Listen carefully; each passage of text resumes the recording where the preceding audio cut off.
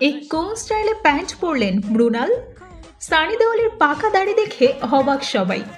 এদিকে শাহরুখের মেয়ে সুহানা খানের পোশাক নিয়ে এক অনুষ্ঠানে চরম বিতর্ক।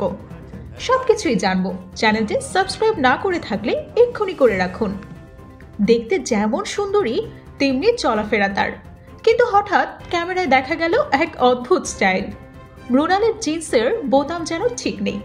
কোথাকার বোতাম কোথায় লাগালেন? নাকি 48 সাইজের প্যান্ট এনে 32-এর কোমরে পরলেন তিনি? না, শেষমেশ দেখা গেল এটাই তার স্টাইল।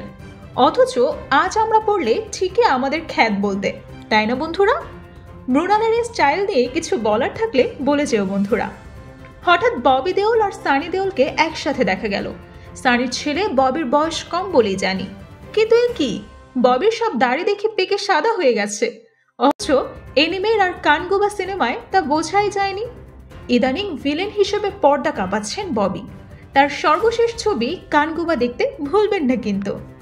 এদিকে শাহরুখ খানের কন্যার পোশাক নিয়ে ব্যাপক সমালোচনা হয়েছে। তাদের এক পারিবারিক অনুষ্ঠানে নিজের হাতেই অতিথিদের খাবার দিচ্ছিলেন সোহানা, কিন্তু সমস্যা হয়েছে তার পোশাকে।